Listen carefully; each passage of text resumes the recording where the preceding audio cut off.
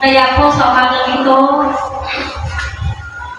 patuloy na naman po tayo dadako sa pagpasalamat sa ating Panginoon na kung saan ito po ay patuloy lamang po siya pasasalamatan. Kaya naman po, makipagbukas po kayo sa akin sa Mateo chapter 13, verse 32. Sabi niya po dito sa verse 32, sino mang kumilala sa akin sa harapan ng mga tao ay kilalanin ko rin naman sa harapan ng aking amang nasa langit. Yan. Sabi niya po dito, ngunit ang sino mang ikakaila ako sa harap ng mga tao ay ikakaila ko rin sa harap ng aking amang nasa langit. Gusto po natin yun na talagang pag hindi po natin ikakaila ang pangalan ng ating Panginoon, talaga ay hindi po tayo ikakaila sa kanyang amang nasa langit. Kaya yun, sa ating mga buhay, dapat naman po natin pasasalamatan ng ating Panginoon. Ano man ang mga aspito ng ating mga buhay, yun po ay karapat po natin ibalik sa kanyang ating pasasalamat. Kaya yun, inayanyahan ko po ang gusto magpasalamat sa oras na ito. Tumayo lang po ang gusto magpasalamat. Sino po ang gusto magpasalamat? Sa girls muna po tayo. Sa buhay po ni Sir Binete, sa pagsasalapakan po natin ang ating Panginoon.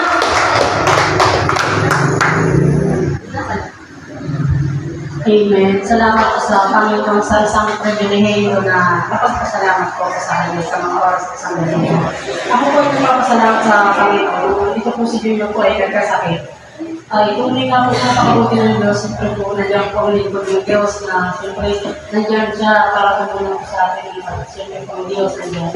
Ang isang pa rin po pinapagpasalamat po talaga sa Panginoon natin.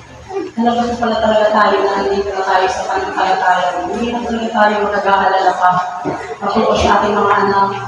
Kung tayo nararamdaman pa po doon, hindi na tayo nag-aalala.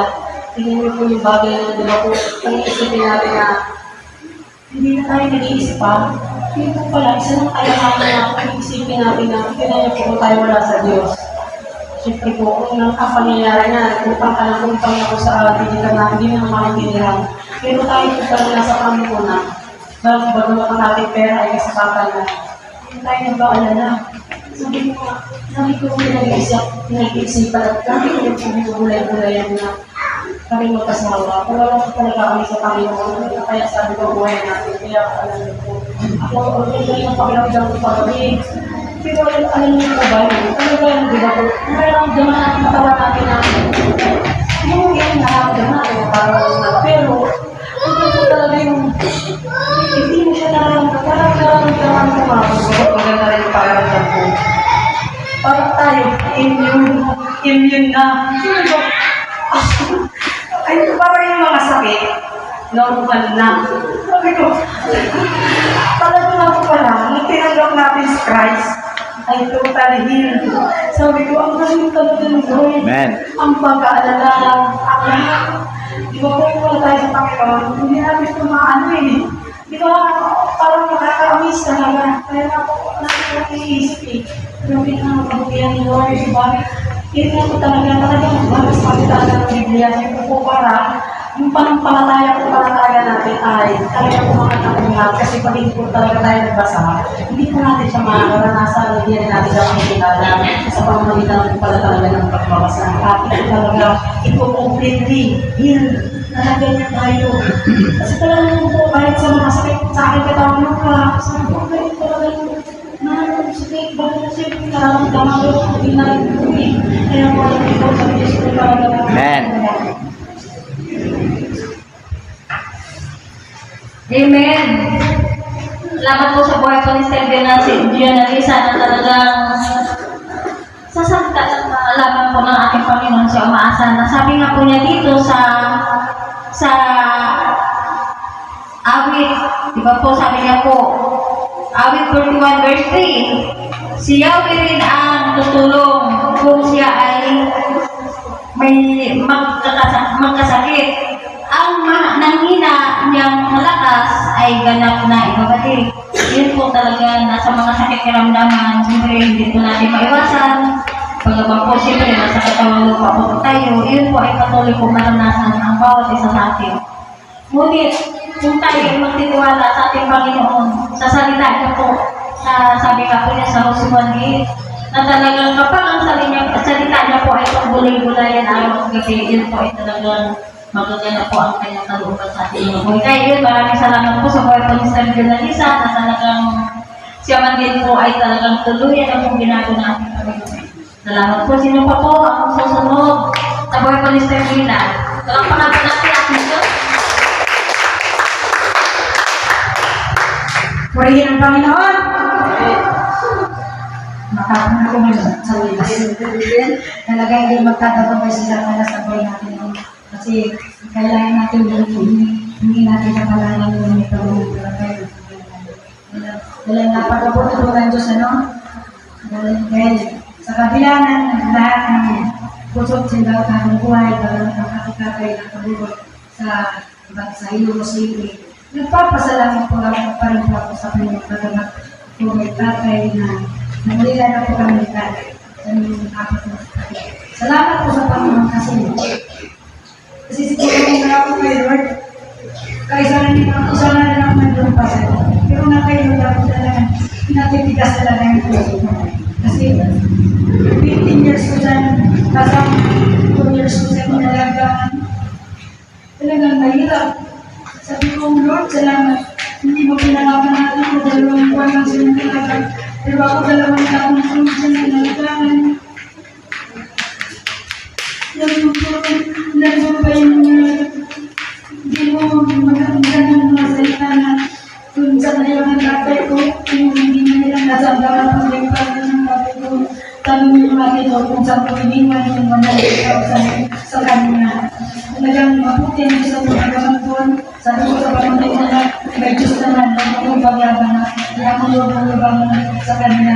Sabi ko, hindi kaya ng Diyos ang pangalan niya kasi totoo naman talaga iniwan mo sa akin ko. Sabi ko, bakit naman yung patay ko? Ano nakakain sa akin? Sabi ko, natin ng kasi sabi ng pamangkin ko sa pamilya, paano pagkalaman ko to? Kasi nga, maniwala naman kayo, hindi alam naman. Alam ang binintahan namin ng lupa kung saan ko iniwan ng pera kung sa akin ko. Yung dinala ko, yung pamasahe, yung budget namin ko, at saka budget na po sa Lipita. Napapapuli ng Diyos namin kasi bukas nililipin na siya, baga natinda ko nakalap ko doon. Sabi ko, kung napuno ng bahala, sabi ko, makagaroon ako ng pira, uli ako kung hindi. Magkapira mo na uli, yung pamamasahe ko sa bako ng ulitan, papadala ko na lang. Kaya, sa Diyos pangkapo yan, sa kapo, hindi pa ako. Nagpapasalamat din ako sa Panginoon, sa buhay ng Panginoon ko si President Mark. Talagang nandun ang pag-abot ng Diyos sa kanyang pangarap na magkaroon ko siya ng sasakyan na yan. Talagang napakabuti ng Diyos naman kasi na pag-abot may daw ng puso ko pero hindi naman kasi sila mga palagay ang papapaspasan daw nila dun sa motor. Sabi ko pa, katapos paspasan si pastoran naman papaspas. Kaya sa Diyos pangkapo yan. Amen. Amen. Amen. Si Barbara ni Sir Mina talagang lubos na siya nagpapasalamat sa kanyang mga dinadanas. Di ba po? Ganun pa man, siyempre, kahit na mahirap, pasalamatan pa rin natin ating Diyos dahil siya po ang nagbibigay ng kapayapaan. Di ba po? Sabi nga po dito sa Awit, chapter 20, chapter 55, verse 22, ilaga kayawi ang iyong suliranin. Alalayan ka ipagtatanggol. Rin ang taong matuwid ay di niya bibiguin. Kaya yun sa lahat ng nais ni Sister Mila, talagang hindi po siya bibiguin ng Panginoon dahil nalalaman po ng Panginoon na lubos po siyang lumalapit. Na lagi nga siya po umiiyak sa mga suliranin niya. Kaya yun, siyempre, ang Diyos talaga, nakikita ng Diyos kung paano po ang lingkod niya nahihirapan. Kaya yun, ipagkakalob niya po ang kapayapaan para sa kanya. Salamat po sa buhay ng Termina. Kaya yun, sige po, sabi lang po tayo. Sino po gusto mo po sa tama? Sa buhay niya na ginawa ng Diyos, na himala ng papala o kaya kagalingan. Sa buhay mo ni Sigurado sa iyo, walang pakito natin ang buhay ng ating Diyos.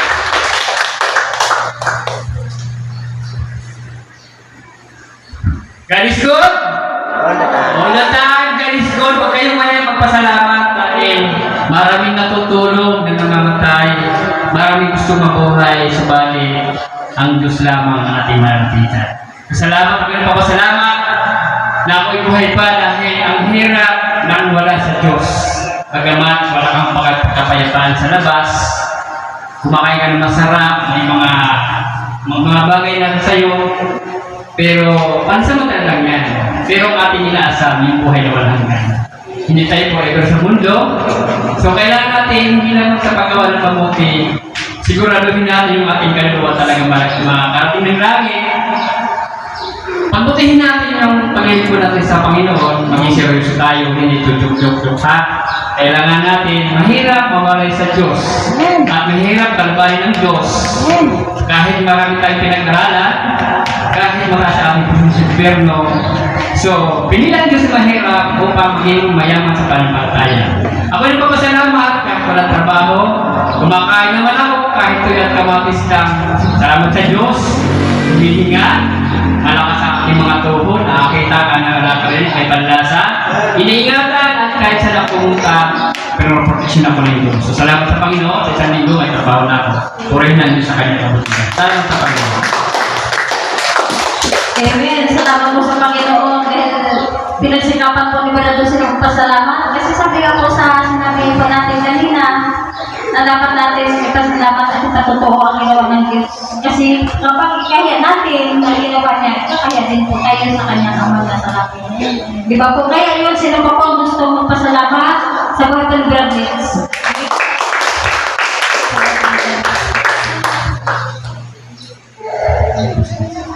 Bago po lahat, ako po ay bumabati ng isang palang umaga po sa ating lahat.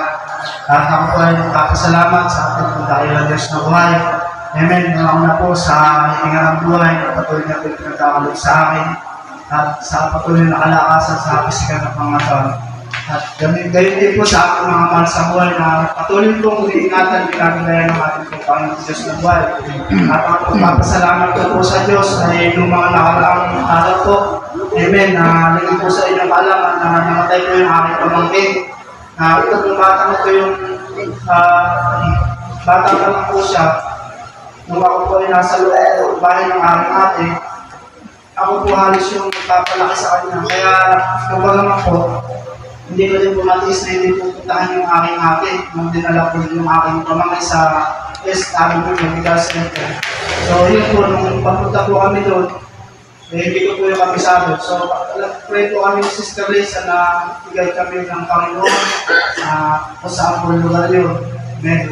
At yun po, nung kami po ay nakasakay ng basahan po ng hipag po. Kung nito po kayo nasa low na, i-message ko na lang ako para ipapalo po kayo. Gano'n na lang kayo mag-angkas. Sabi ko si Bigay, salamat. At yun nga po, nung pagdating po namin ng, di ba po kami nakakaroon ng Cubao, sa may stoplight, tumigil ko yung bus. Tapos natanong ko yung West Avenue Medical Center. Sabi ko po kay Sister Lisa, ito na siguro yung magbubaba na tayo. At yun nga po, pagbaba namin, tumahid na lang kami. At yun nga po, nakatagpo na namin. Sabalit sa palat po ng aking pamalitin lang po siya nabutang buhay. Sabalit ko, pinagpapasalamat ko po sa Diyos na kahit po namatay ang aking pamangkin, hindi ko sila nabigatan yung ate ko. Kung yung hospital ko na pinagdala sa Infanta kayo, sa linggo ko sila doon. So, kabila po sa linggo sila doon, sabi ng ate ko, ay wala ko silang ginastos. Tapos binigyan pa daw po sila ng hospital ng 60,000 para magdala po sa hospital ng pamangkin ko. At napakabuti po na Diyos. Tapos nung nandyan na po sila, sabi po ng aking pamangkin, asawa ng aking pamangkin na namatay, amen, na yung puntikas daw na, ay ang laman daw po sa 50,000 kung doon sa 16,000 na pinadala sa amin. Kaya nga po napakabuti po na Diyos sa kabila po ng nangyari sa kanila. Ay nandun pa rin po yung pagalaw ng Diyos. At yung pong bangkay ng aking pamangkin ay sagot na daw po ng mayor pagbalik doon sa kanilang lugar. At lahat po ng gagastusin kasama yung kanyang bahay, ay na yung pong atawid na sagot na rin daw po ng mayor. Kaya po napakabuti sa Diyos. Kaya sa kabilang po yung nangyari, Kaya nandun po yung pagsama na. At yun nga po, napag-usapan po namin ni Sister Lisa na ito siguro yung ating bunga ng mga dalangin na pagsama-samahin yung ating mga mahal sa buhay. Bagamat hindi natin alam na mapapaalam ng Diyos, then gumagawa talaga siya ng para pagsama-samahin yung ating mga mahal sa buhay. At yun po, sa Diyos po lahat ang kapangyarihan. Salamat po. Salamat po sa kanyang buhay na talagang sa Panginoon lamang po talaga nagtitiwala na yun po. Talagang napakabuti po na ating Diyos na sabi nga po dito sa amin.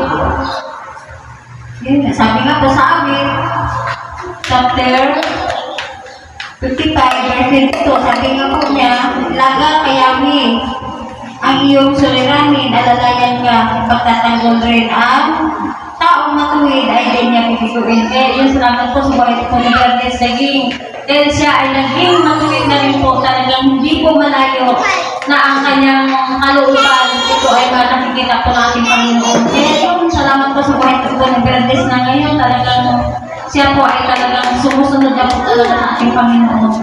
Talagang sila pong mag-anak, kasama pong sambahayan po. Salamat sa kanyang buhay na yun po ay talagang patuloy lang po talaga sa Diyos, umasa at magtiwala.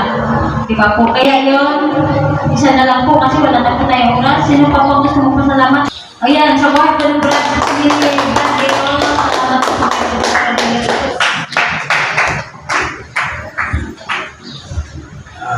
Amen. Ng mga kasigina. Nais ko pong magpasalamat sa Panginoon na ginawa niya na yung araw sa akin. Mga nagdaman. Bago po mag-ibo, tuloy ko dinadasal na makarating ako ng dito sa isa. Ano ba? Walang sagaman na. Una nga po na alam ko yung nagtamabay na walang mag-iharap. Aga po ako nakatingin sa kami po ng anak ko bumiyahin na po. Hindi pa po kami dalawang poste na walang po ng gasolina. Sabi ko, lagay ko sa talas. Ginawa ko po, inuwan ako po yung tricycle doon sa paradahan. Kami nakalaman. Mapaya pa kami nakalaman dito. Tumapira pa po ng 3 minuto ko rin yung kaaga. Kaya, labis-labis po ako gabay sa amin ng Panginoon na po kami dito sa away. Kung manatili po tayo nagtitiwala sa ating Panginoon. salamat po sa buhay po ni Brother Ross na talagang kahit man ano man po ang dumaan sa kanya, di ba po, yun po talaga pinapasalamatan niya pa rin po ang ating Panginoon dahil maraming lamang po sa nakasalamatan, di ba po. Kaya yun, sa ating mga buhay, ano man po ang mga dinadanas natin, mga sakit karamdaman, mga suliranin, o ano man po, yun po ay dapat po natin pasalamat. Kahit maliit na bagay lang po yun, yun po ay malaki na po sa puso ng Diyos na ito po ay patuloy na pong dinidinig. Kaya yun, salamat po sa ating mga buhay. Wala lang ang oras na pamabilis. Ako na lang po ang magpasalamat. Sa buhay ko po, talagang hindi po ligid sa inyo na siyempre, sa tanda ko na to, yun, lagi akong nakakaranas ng mga pangingirot sa katawan o sa lahat ng pong katawan ko. Alam niyo po, nung isang araw, siguro kahapon po ilang umaga, nakaranas na naman po ako na parang ang likod ko parang tinutusok na talagang pinapakiramdaman ko lang. Alam niyo po, nung medyo siguro nakatatlong gano'n ang tusok na parang naiwan ko sa laman ko ang sakit. Sabi ko, Jesus name, sabi ko, hindi ka dapat manatiligan. Alam niyo po, parang ako may kaaway pagdating dyan. Pinangalaban ko po ang diablo sa buhay ko. Alam niyo po, napakabuti talaga ng Panginoon na talagang nung ako ng umaga talagang sa paglaban na naman po ako sa diablo, talagang inano ko na naman siya. Alam niyo po, maya-maya pagbangon ko, nawala na po yung naramdaman ko na parang tinutusok ang aking katawan, ang aking likod. Kaya yun, alam niyo po, naisip ko talagang sa mga ganung bagay, kailangan po natin talaga lapitan mo ng Panginoon. Ngayon po, i-pass out natin ang anuman po nararamdaman natin sa ating mga katawan kasi minsan ang diablo ang gumagawa niya para tayong tinututo. Kaya yun alam mo po, naniniwala talaga ako na talagang unahin mo na talaga ang Panginoon bago tayo lumapit sa doktor. Ayun, mga doktor, siyempre, mga doktor, grasya din naman po yan. Pero ang unahin talaga natin ang Panginoon. Kaya yun, salamat talaga sa ating Panginoon na talagang patuloy na po tayo sinasamahan. Wag lang po tayo mahinawa sa Kanya na lumapit. Kaya yun, salamat sa Panginoon na sa Kanya talaga papuri at babalik ko lang po ang sunod na gawain sa